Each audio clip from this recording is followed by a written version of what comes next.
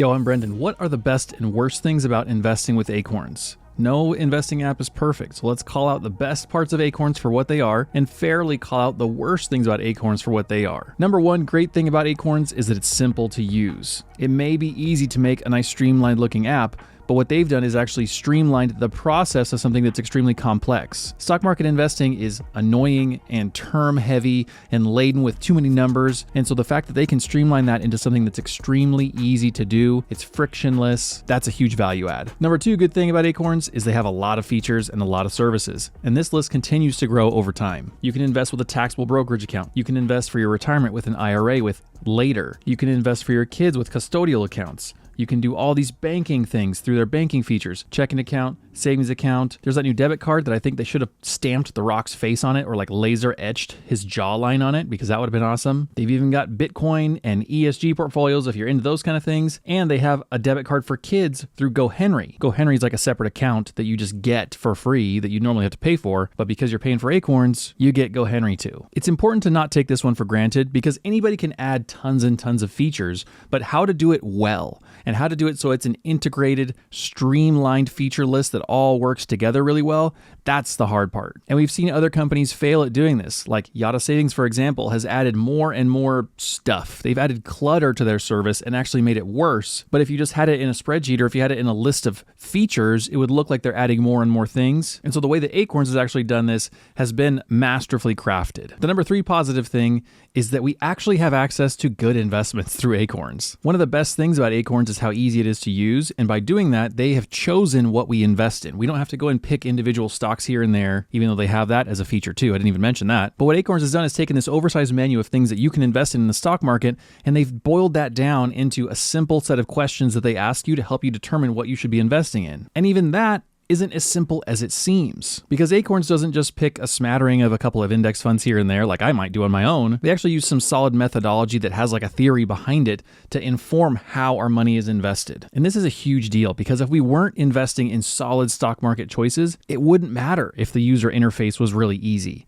And it wouldn't matter that there's a bunch of good useful features because if our investments were tanking, then who cares? We're here to invest. We're here to make and grow our money. And so Acorns has got to be responsible for getting us to that end goal. I think that this kind of responsible, thoughtful way for people to invest our money for us is more and more rare nowadays because a lot of popular apps want to showcase the hot stocks. Whatever is popular, whatever is in the news, whatever is kind of trending, they want to put that front and center so that people see it and they realize that they can jump into this trend if they want to because that's kind of the sexy thing. And when investing services do that, it can drive traffic to their platform. The problem with the stock market company using the trendy headline stuff as their frontline advertisements to us is that then we're incentivized to actually invest in those things. And by definition, whenever we pick rapidly moving individual stocks, it's exponentially riskier than if we invest like Acorns has set up for us using modern portfolio theory. And so I'm convinced Acorns actually takes a hit in terms of the total numbers of customers they could have by not playing the trends. Plus, Acorns has also taken a responsible step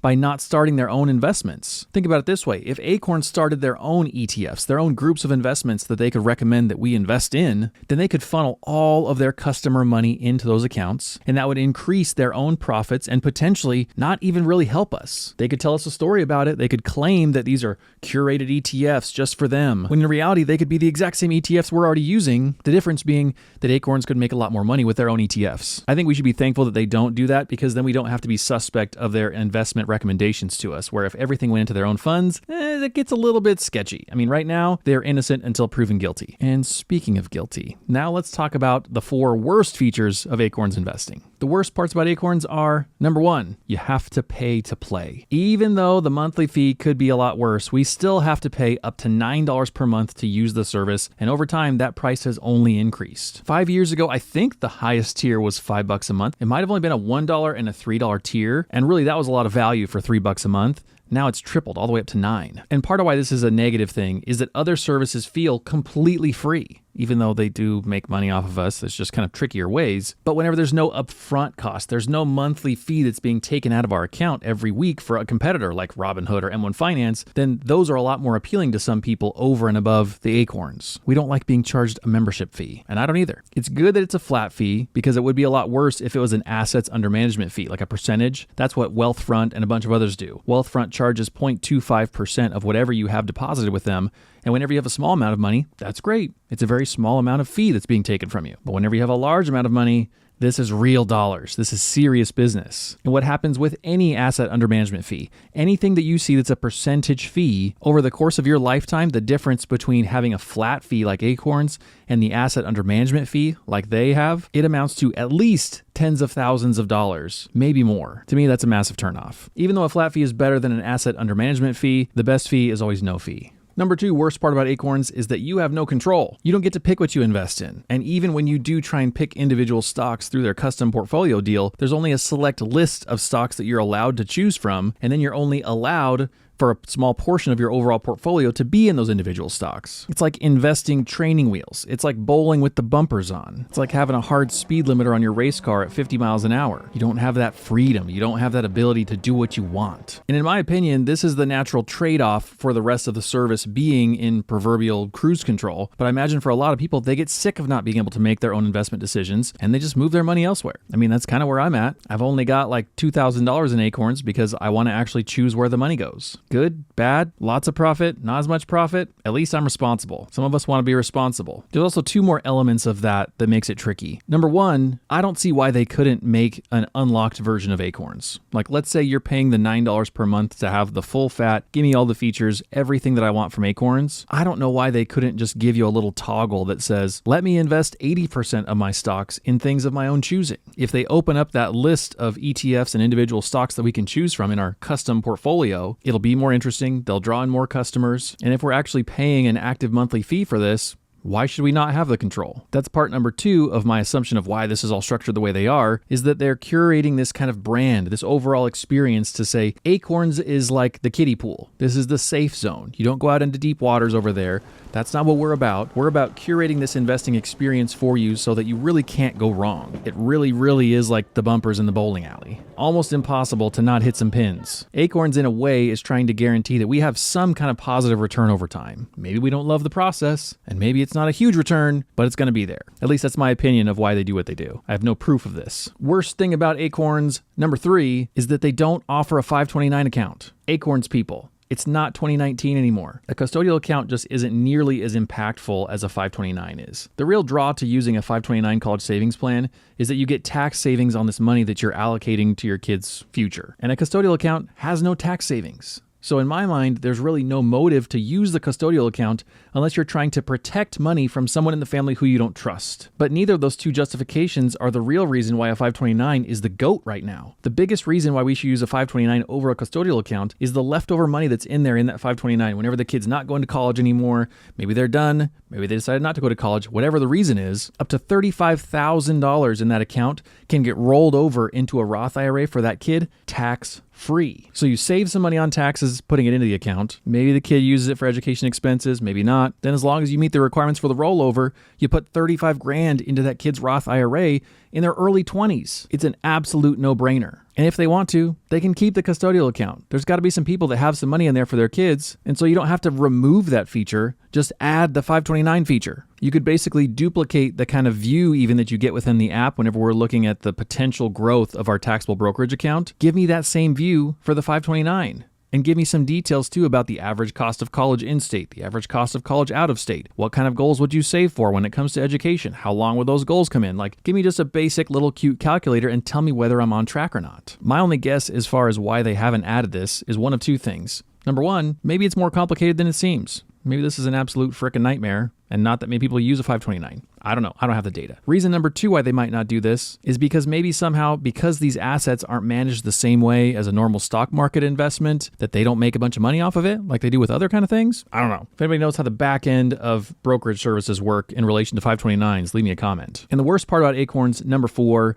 is that if they want to remain competitive, they need to continue to add more features. Yes, they've added features over the last 5 years, but there are still plenty more that they could add. The 529, for example, the calculator that could show you a little chart of how well you're saving for your kid's future and how that money's growing over time. That would be great. They can and should and maybe will, add a credit card. Give me a credit card whose rewards tie directly into the rest of my Acorns account. Maybe my credit card rewards contribute to my kid's 529, and that's going to grow over time, and I'm actually going to set them up for retirement by buying burritos and race cars. Everybody wins, and Acorns could probably make some money too. Speaking of cards, Acorns needs to add more rewards to the debit card. I don't need partnered merchants that give me an extra 3% back if I shop at Under Armour through the website, through the Acorns app, making it like as difficult as possible to shop for something. No. Even the Chrome extension is not good enough. I want rewards directly tied to the debit card. Give me 1.5%, 2% cash back on everything. And I want those rewards to be available to be put into whatever Acorns account that I deem. Maybe I'm building up my emergency fund. Maybe it's another 529 situation. Whatever I want to do with those rewards, dovetail that right into the rest of the app so I can use it seamlessly. Thing number 3 that they can change, I mentioned before, why not give us a little more control over the investments we choose? Okay, maybe the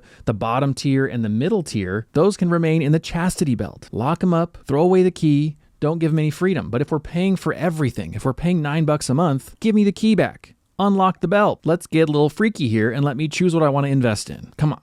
The last thing that I think that Acorns could easily improve is to give us a more powerful desktop experience. Yes, we're millennials and we're Gen Z and we would rather use a phone, I agree. But if you made the desktop situation something that was actually worth using, we would take advantage of it. Give me some kind of powerful calculators that look really good on the desktop. Give me some kind of integrated budgeting features into the banking side of things so that whenever I click on checking, I don't just get a list of transactions. That's too basic. Why not give me a whole spending breakdown and give me a whole budgetary system here that makes me not have to go to other sites? Instead of adding the friction of trying to get me more rewards through your earn service where I'm shopping from these other vendors that you've chosen, screw that. Help me to stay on Acorns. Help me to be thankful for all the things that Acorns does for me. If they gave you beautiful little budgeting tools and little pie charts that showed you where your money was going and everything was all tied together nicely, we would be more motivated to spend money with a debit card or with a credit card that they might come out with someday that have some other celebrity's face tattooed on the front of it. Let's see, who should be their next celebrity endorsement person? They had Mr. Beast, they had The Rock. I think we need a female in there. Comment down below with who you think they should use. Give me all the features. Help me save for burritos and race cars. And now that I think about it, they don't even have to have necessarily every feature perfectly integrated into their own app, because let's look at what they did with GoHenry as a case study. They didn't acquire GoHenry and then wait and roll everything into their own app and bake all that together and make a little GoHenry tab in your Acorns app. They just said, hey, look, GoHenry is now part of Acorns. You just get to access that same service over there, but because you have an Acorns login, they're not going to charge you.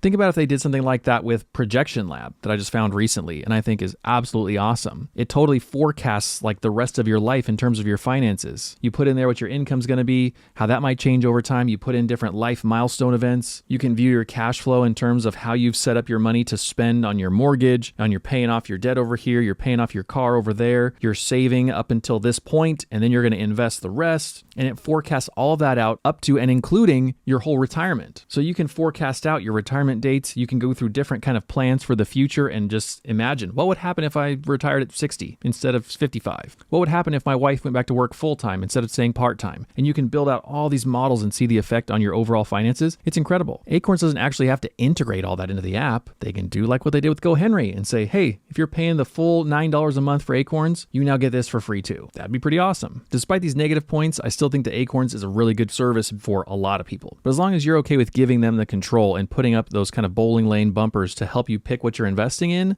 then I think it's a great service. I think the flat fee is kind of like a pest. It's like a fly buzzing around. It's harmless. It's not going to hurt you long-term financially, just a little bit annoying. And especially if Acorns being easy is the difference between you not investing at all and actually getting started investing earlier, that's going to amount to huge differences in your life. By the numbers, the longer we are investing, the more money we'll have. That gives us the best chance of retiring. That gives us the best chance of living out our dreams. And so we've got to be investing now. If I could start all over and do all this again, I would start investing younger. I'd find a way. I would deliver pizza.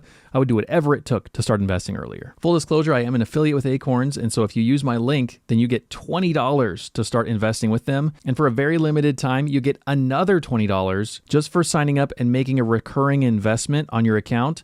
And so you could set up like $5 a month to go in there and be a recurring investment. It'll just automatically do that. As long as you do that between now and May 20th of 2024, you get this extra $20 investment. I like to make a habit of reading the fine print. So we'll go on my own own little affiliate page here. We'll read the fine print of this bonus together. So it says whenever we use this link here, this green button that says get my $20 bonus, we'll set up our Acorns account. Takes like 3 minutes. And then we actually get that first bonus of $20 when we pay our first subscription fee, minimum $3. So I think that means that that's not going to actually hit your account for like 30 or 40 days. You're going to start using Acorns. Your very first subscription fee will roll around the next month after you sign up now. And then I believe within 5 or 10 business days, that bonus hits. So we're talking like 30 or 40 days before the first $20 bonus hits. Then the next one, this extra $20 bonus, is by making a recurring deposit by May 20th. And so I imagine that that'll hit by like the first week of June, if I had to guess. But there is this little asterisk right here with that first bonus. It says bonus is typically paid within 10 days of the following month after paying your first subscription fee. Okay, so that's exactly what I thought it was. And that's about it for the fine print. So not a whole lot to it. If you set it up and set up your recurring investments, then you'll end up with $40 totally extra for free